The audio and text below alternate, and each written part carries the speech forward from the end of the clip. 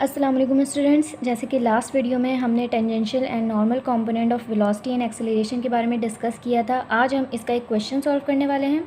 सबसे पहले हम ये देख लेते हैं कि क्वेश्चन इस बुक का है। तो हम पढ़ रहे हैं introduction to mechanics edited by Q K Gauri. ये बीएससी पार्ट 2 की मैथमेटिक्स की बुक है जिससे हम ये क्वेश्चन सॉल्व करने वाले हैं। ये चैप्टर 7 है। इसमें हमारे पास टॉपिक है टेंजेंशियल एंड नॉर्मल कंपोनेंट।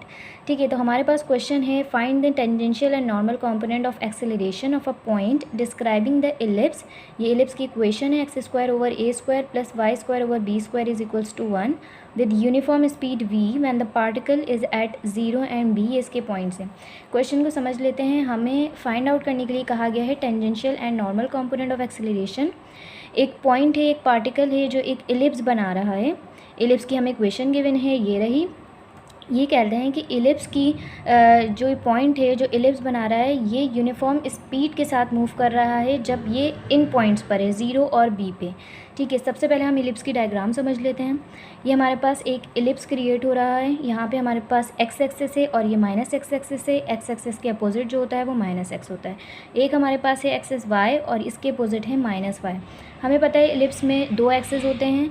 जो अलॉन्ग द x एक्सिस जो एक्सिस होता है हमारे पास वो कहलाता है मेजर एक्सिस, और y एक्सिस के अलॉन्ग जो एक्सिस होता है वो कहलाता है माइनर एक्सिस। तो यहाँ पे हमारे पास 2 पॉइंट्स दिए हुए हैं। ये x पॉइंट है जो है 0 इधर है, और ये b पॉइंट है जो है इधर। तो यहाँ पे हमारे पास एक टेंजेंट बना हुआ है। हमें फाइंड आउट करना है tangential component of acceleration and normal component. अब एक चीज़ जो क्वेश्चन में गिवन है वो ये है कि इसकी जो स्पीड है वो v है। मीन्स दैट कि हमारे पास जो टेंजेंशियल कंपोनेंट हो गया वो हो गया 0, क्योंकि इसकी स्पीड है यूनिफॉर्म है। यूनिफॉर्म स्पीड में हमारे पास टेंजेंशियल कंपोनेंट हमेशा 0 होता है। क्यों 0 होता है? क्योंकि टेंजेंशियल कंपोनेंट हमारे पास बराबर होता है dv/dt के, rate of change of velocity. Uniform velocity में हमारे पास वेलोसिटी चेंज नहीं होती, इसीलिए हमारे पास जो टेंजेंशियल कंपोनेंट होगा ये बराबर हो जाएगा 0 के। तो एक कंपोनेंट हमने मालूम कर लिया है। अब हम फाइंड आउट करेंगे नॉर्मल कंपोनेंट। तो नॉर्मल कंपोनेंट का जो फॉर्मूला होता है वो होता है an is equals to v²/ρ। Rho हम पहले डिस्कस कर चुके हैं। ये रेडियस ऑफ कर्वेचर के बराबर होता है, और रेडियस ऑफ कर्वेचर का फॉर्मूला गिवन है 1 + y² whole power 3/2 divided by y double dash. ठीक है, ये हो गया हमारे पास इसका फॉर्मूला। इसको हमने इक्वेशन 1 कंसीडर कर लिया, इसको इक्वेशन नंबर 2 कंसीडर कर लिया। अगर आपको पता नहीं है कि y डैश और y डबल डैश क्या होते हैं तो यहाँ पे मैंने लिखा हुआ है। जब भी हम किसी वेरिएबल को with respect to x derivate करते हैं तो हम उसके ऊपर एक डैश आ जाता है, ये y डैश, और जब हम y डैश को अगेन डिफ्रेंशिएट करेंगे विद रिस्पेक्ट टू x तो हमारे पास y डबल डैश आ जाएगा। ठीक है, अब हमने क्या करना है, नॉर्मल कंपोनेंट फाइंड आउट करने के लिए सबसे पहले हमें radius of curvature find out है। तो सबसे पहले हम y डैश मालूम करेंगे, उसके बाद हम y double dash find out करेंगे। जो पॉइंट्स हमें गिवन है ये पॉइंट्स 0 एंड b वो हम y डैश और y डबल डैश में सब्सटीट्यूट करेंगे। जब हमें रॉ की वैल्यू फाइंड आउट कर लेंगे तो उसके बाद हम इस फॉर्मूले में इसको सब्सटीट्यूट कर देंगे। ठीक है, तो y डैश हम फाइंड आउट करेंगे इक्वेशन ऑफ कर्व से। ये हमारे पास इलिप्स की इक्वेशन गिवन है, इसको हमने करना है differentiate with respect to x। यहाँ पे हमने डिफरेंशिएट किया इन सबको। a² हमारे पास कांस्टेंट है, b² भी कांस्टेंट है, तो इसको हम डिफरेंशिएट नहीं करेंगे। x² को डिफरेंशिएट करेंगे तो ये हो जाएगा 2x, y² को डिफरेंशिएट करेंगे हो जाएगा 2y, और अगेन हम डिफरेंशिएट करेंगे तो ये हो जाएगा dy/dx, जिसको हम रिप्रेजेंट करते हैं y डैश से। और किसी भी कांस्टेंट का डेरिवेटिव बराबर होता है 0 के। हमने इसको क्या किया, 2x/a² को हम राइट हैंड साइड पे लिया है तो ये हो जाएगा माइनस।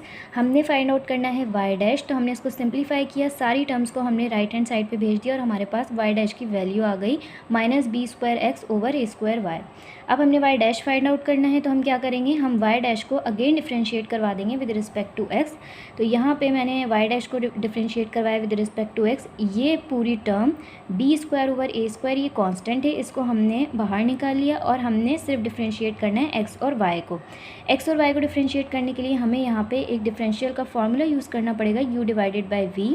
वो हमने यहाँ पे यूज़ किया है। यहाँ पे मैं लिख देती हूँ कि मैंने कौन सा फार्मूला यूज़ किया है। तो ये फार्मूला होता है d/dx u/v। जब भी कोई दो टर्म्स को हमें डिफरेंशिएट करना हो जो डिवाइड हो रही हो तो हम किस तरह से डिफरेंशिएट करते हैं, सबसे पहले हम एक टर्म v वाली टर्म को एज इट इज़ रखते हैं और हम डिफरेंशिएट करते हैं u को। ठीक है, फिर हम माइनस की साइन लगाते हैं, फिर हम u को एज इट इज़ रखते हैं और डिफरेंशिएट करते हैं v को, और डिवाइडेड बाय फिर हम v² ले लेते हैं। ये यू टर्म है, ऊपर जो भी टर्म होगी न्यूमरेटर में वो हम इस तरह से डिफ्रेंशिएट करेंगे, और ये टर्म होती है हमारे पास डिनोमिनेटर में। तो यहाँ पे मैंने यही फार्मूला इसके ऊपर अप्लाई किया है, ठीक है। उसके बाद मैंने क्या किया है, ये दोनों कांस्टेंट हैं, डी और d y over d x की जगह यहाँ पे मैंने वाई डैश पुट कर दिया है, और यहाँ पे ये सिंप्लीफाई हो गई वाई डैश की वैल्यू। अब यहाँ पे हमारे पास वाई डबल डैश की वैल्यू ये आ गई, लेकिन यहाँ पे वाई डैश की वैल्यू हम पहले फाइंड आउट कर चुके हैं, जो ये रही। सिंपली हमें ये वैल्यू उठा के यहाँ पे सब्सटीट्यूट कर देनी है।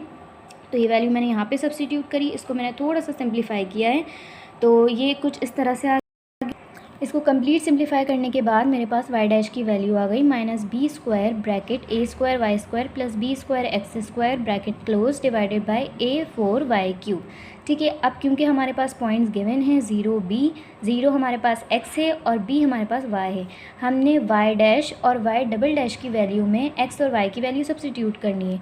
मेरे पास जो y डैश की वैल्यू थी पीछे, उसमें मैंने x और y की वैल्यू पुट कर दी है। यहाँ पे भी x था, यहाँ पे भी x था, ये पूरी टर्म मेरे पास y डैश की 0 के बराबर हो गई है।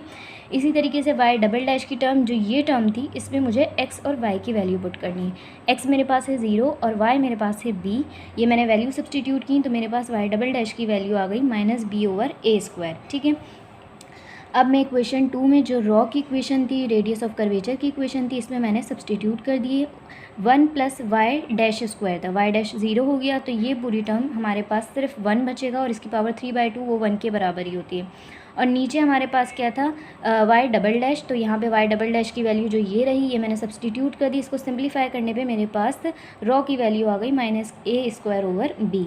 अब मुझे क्या करना है, अब नॉर्मल कॉम्पोनेंट ऑफ एक्सेलरेशन का फॉर्मूला था वी स्क्वायर ओवर, इसमें मैंने ये वाली वैल्यू रॉ की सब्स्टिट्यूट कर दी। इसको सिंप्लीफाई करने पे मेरे पास क्या आ गया, normal component of acceleration minus b v square over a square, ठीक है।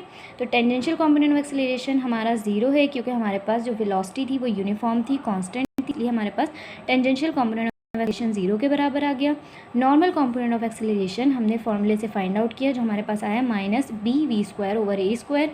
ये फार्मूला एग्जाम के पॉइंट ऑफ व्यू से बहुत इंपॉर्टेंट है। आप इसकी अगर 2 से 3 बार प्रैक्टिस करेंगे तो आपको ईजिली ये आ जाएंगे, और इससे रिलेटेड क्वेश्चन भी आप खुद से सॉल्व कर पाएंगे। मिलते हैं नेक्स्ट वीडियो में, जब तक के लिए अल्लाह हाफिज़।